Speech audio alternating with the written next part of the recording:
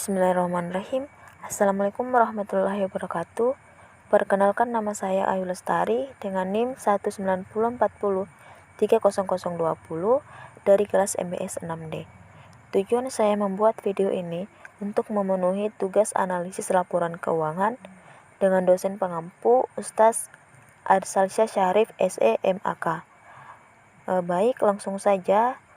Di sini saya akan menjelaskan mengenai rasio likuiditas dan solvabilitas dari PT Akasa Wira International Tbk per 31 Desember 2019. Yang pertama, rasio likuiditas dari PT Akasa Wira International Tbk per 31 Desember 2019. Nah, pada umumnya jenis-jenis rasio likuiditas ada 4. Yang pertama, ada rasio lancar atau current ratio. Ini merupakan rasio untuk mengukur kemampuan perusahaan dalam membayar kewajiban jangka pendek atau utang yang segera jatuh tempo pada saat ditagih secara keseluruhan. Yang kedua, rasio cepat atau quick ratio, merupakan rasio yang menunjukkan kemampuan perusahaan dalam memenuhi atau membayar kewajiban atau utang lancar atau utang jangka pendek dengan aktiva lancar tanpa memperhitungkan nilai sediaannya. Yang ketiga, ada rasio kas atau cash ratio, merupakan alat yang digunakan untuk mengukur seberapa besar uang kas yang tersedia untuk membayar utang. Yang terakhir atau yang keempat, rasio perputaran kas, merupakan rasio untuk mengukur tingkat ketersediaan kas untuk membayar tagihan atau utang dan biaya-biaya yang berkaitan dengan penjualan. Baik, langsung saja. Yang pertama, rasio lancar dari PT Akasa Wira International Tbk. Nah, adapun rumus dari rasio lancar, aktiva lancar dibagi dengan utang lancar. Adapun aktiva lancar pada PT Akasa Wira International yakni 351,120 dibagi dengan utang lancar 175,191. Kemudian hasil baginya berjumlah 2,00 yang dibulatkan 2 kali. Artinya perusahaan memiliki kemampuan yang baik dalam melunasi kewajibannya karena perbandingan aktivanya lebih besar dibandingkan kewajiban yang dimiliki. Terus rasio cepat dari PT Akasa Wira International, adapun rumusnya aktiva lancar dikurang utang lancar dibagi persediaan. Dengan aktiva lancarnya 351,120 dikurang 78,755 dibagi dengan 175,191 dengan hasil 1,55 kali. Artinya perusahaan memiliki kemampuan yang baik dalam memenuhi kewajibannya. Yang ketiga, ada rasio kas atau cash ratio dengan rumus kas atau setara kas atau dibagi dengan utang lancar. Di sini kas atau setaranya dari PT Akasa Wira International itu 129,049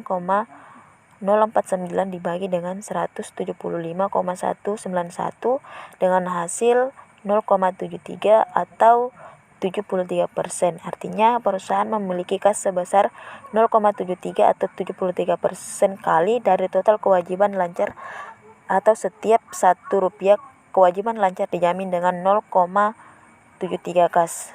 Terus yang keempat, ada rasio perputaran kas. Adapun rumusnya, penjualan bersih dibagi modal kerja bersih dibagi dengan aktiva lancar dikurang utang lancar. Adapun penjual bersihnya 834,330 dibagi dengan 351,120 dikurang dengan 175,191 dengan hasil 4,74 yang dibulatkan 2 kali.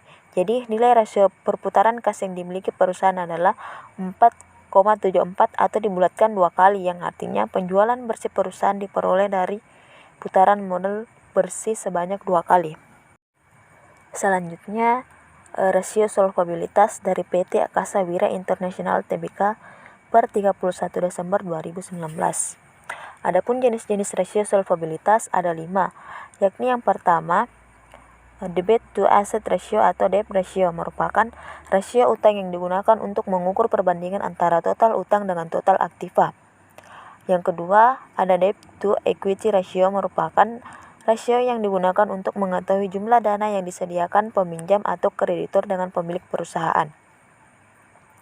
Yang ketiga, long term debt to equity ratio atau yang disingkat dengan LTVTER, merupakan rasio yang digunakan untuk mengukur seberapa bagian dari setiap rupiah modal sendiri yang dijadikan jaminan utang jangka panjang. Yang keempat, ada times interest earned atau disingkat TE, merupakan rasio yang digunakan untuk melihat kemampuan perusahaan untuk membayar biaya bunga.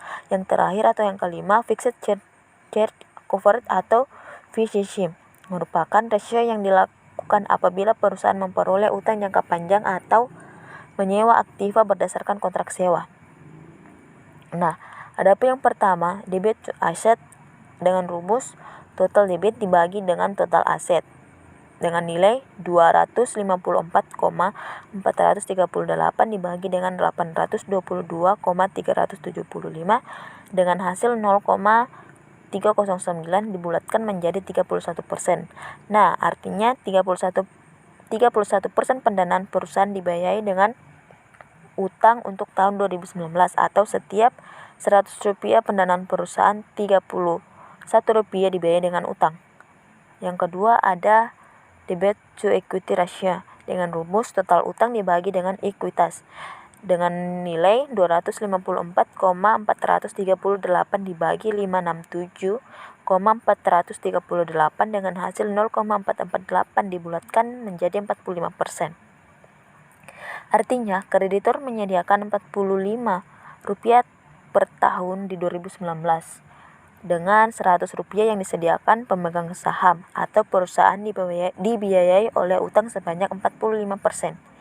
Yang ketiga ada long term debit to equity ratio atau LTDER dengan rumus long term debit total utang jangka panjang dibagi dengan equity dengan nilai 79,247 dibagi dengan 567,937 dengan hasil 0,139 yang kemudian dibulatkan menjadi 14%. Artinya utang jangka panjang perusahaan nilainya adalah 14% dari nilai ekuitas perusahaan.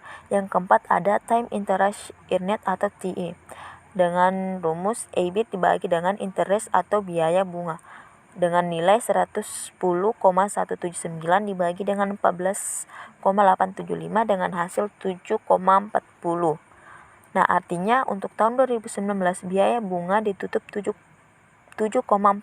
kali laba sebelum bunga dan pajak atau perusahaan mampu membiayai 7,40 kali biaya bunga perusahaannya. Yang kelima ada fixed charge coverage atau FCC dengan rumus EBIT ditambah biaya bunga ditambah kewajiban sewa dibagi biaya bunga ditambah kewajiban sewa dengan nilai 110,179 ditambah 14,875 ditambah 2,761 dibagi dengan 14,875 ditambah 2,761 dengan hasil 127,815 dibagi 17,636 dengan hasil 7,24 kali. Nah, seandainya rata-rata industri untuk efisiensi adalah 10 kali untuk tahun 2019, hanya 7,24 kali dan ini dinilai kurang baik karena masih di bawah rata-rata industri dan tentu menyulitkan perusahaan untuk memperoleh pinjaman.